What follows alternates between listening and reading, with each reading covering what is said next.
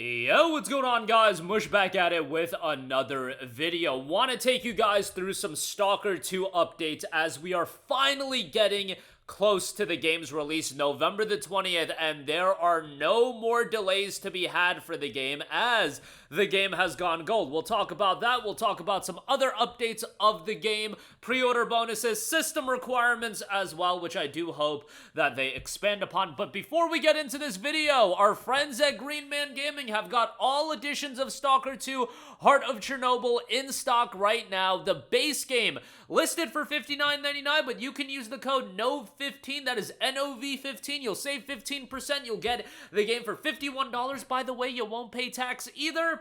You'll get a Steam code for the game and you'll be good to go. They also do have the Deluxe Edition and the Ultimate Edition available if you do want to pick those up, and you can once again use the code NOV15, NOV15, and save 15%. We'll talk more about the editions and everything like that in a future video. Let's talk about the biggest piece of information that dropped today. It's been a tumultuous road of development for obvious reasons for Stalker 2, but the game has gone gold as officially announced yesterday. It is ready to go. If you don't know what going gold means, it essentially means the game is finished at a 1.0 level and it is being printed onto discs and being ready to release. Obviously, work is going to continue to be done and there's going to be updates and DLC release for the game, so they're still going to do more, but as far as the game coming out on November the 20th, that is confirmed, that is official, and now that will be good to go. And that is incredibly exciting given that, you know, this game has gone through a lot, to say the least, in terms of its development cycle. And unfortunately, it'll cause it to be delayed quite a lot. So hopefully everything turns out well and what we get on launch day is quite good. On top of that, they did outline the pre-order bonuses with the game. It's time to show what the zone will provide to the brave ones. It's time to pack your backpack, Stalker. The perimeter entrance will be open soon. We are ready to reveal what awaits those who pre-ordered Stalker 2 Heart of Chernobyl in the zone, in addition to anomalous gratitude from our team. Pre-order digital content. You'll be getting pre-order bonuses of the veteran rifle, early bird pre-order digital content of the veteran rifle, and then you will also get the Taurus suit as well. On top of that, the former owner of this suit had an excellent understanding of weight distribution, an echeloning of equipment, redesigned pockets, a corset that relieves the back, additional pouches, and a travel backpack allowing you to carry more weight, which is very handy during long raids into the zone. Unique Stalker backpack as well, exclusive backpack model with an early bird patch and campfire content, guitar tunes, and additional stories. All of that is included for you pre-ordering any edition of the game. The Deluxe Edition and the Ultimate Edition does have bonus content. The Ultimate Edition actually includes the entire Season Pass, which is going to include all of the future content as well. But that is $110 again. We'll break that down more in depth, but if you do pre-order the game, you'll be getting all of that content. And yes, while the game is $60, it should be noted if you do want to play it via Xbox Game Pass, it is there day one. So yes, Game Pass being quite the spicy subscription service recently, given that Call of Duty Black Ops 6 was available day one on Game Pass, and now Stalker 2 also available day one on Game Pass. Like, man. And PC Game Pass is still fairly inexpensive, so you can get a lot of value with Game Pass right now. So keep in mind that the game is going to be available on there. Lastly, I do want to highlight the system requirements, which I do hope that they expand, because right now it's fairly bare bones, but we still are about 11 days away from the release of the game. System requirements, a lot of the times,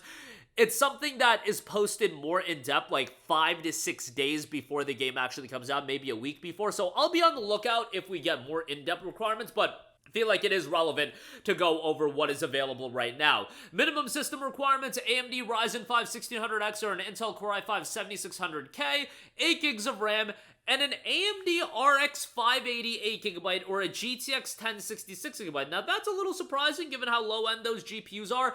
It would be really, really nice if we got an indicator as far as what performance that is, because as I've said before, not all minimum system requirements are created equally. That's why we need multiple tiers, or at the very least, we need a fair bit of transparency as far as what is the performance we can expect with an RX 580. Like, an RX 580 is a dirt cheap GPU.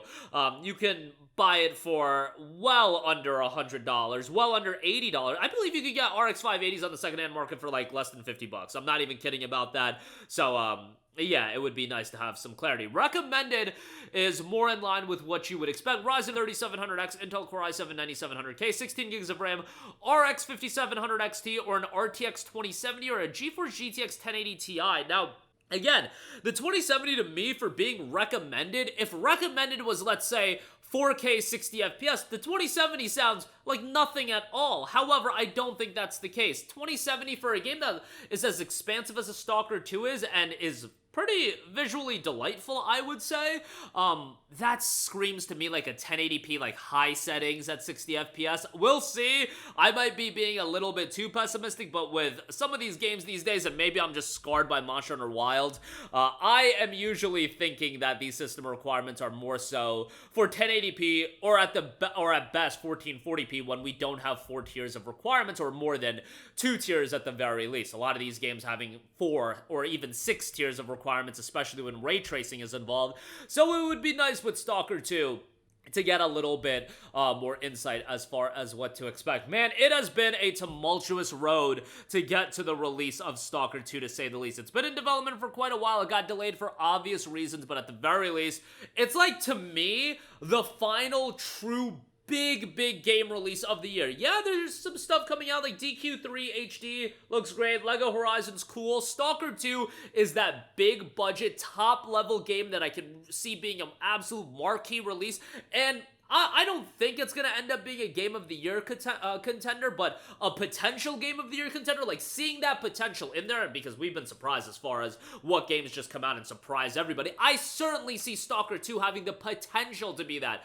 And I know the game's been delayed for obvious reasons, but whenever a game sees this many delays, I am always a little bit skeptical. Like, not to compare it to Cyberpunk 2077, but I was calling Cyberpunk 2077 being, underwhelming well before that game came out, and actually caught some heat for that. But when a game gets delayed that many times, it's just a little bit concerning, and they had to deal with pretty wild circumstances, to say the least, with their delays. So, that's gonna affect game development. That's just the reality of the situation. But that'll do it for me. Again, if you do want Stalker 2 a little bit cheaper, check out the link in the description box below and use the code NOV15, N-O-V-15. You'll get it 15% off, and that's whether you buy the Standard Edition, the Deluxe Edition, or the Ultimate Edition, so certainly do check that out, and very much excited for it. But at the end of the day, the game is going to be baked right into Game Pass, so if you do want to play it with your $11 a month subscription service, play Black Ops 6 as well. I mean, Game Pass, you cannot undersell the value of Game Pass right now. It is fairly tremendous, but great to see that the game has gone gold, pre-order bonuses, and going over the initial system requirements. We'll see if those get updated. Would very much appreciate it, GSC, if that does end up getting updated. But that'll do it for me. All of your thoughts down below. As always, thanks for watching, and I will catch you guys in the next one. Peace out. Hey, what's going on, guys? Mush here again. Hope you enjoyed the video. As you guys might know, YouTube's notification system is sometimes a little bit wonky, even if you're subscribed to the channel. Maybe you're not abundantly aware that I uploaded a video. To remedy that situation, make sure you hit the bell notification button. This way, whenever I upload a new video, and I try to upload as consistently as possible, you will be notified directly of the upload, and you can watch it as soon as it goes live. I would really appreciate if you guys hit that button so you can stay up to date with all of the content I'm posting. But as always, guys, thanks for watching, and I'll catch you guys in the next one. Peace out.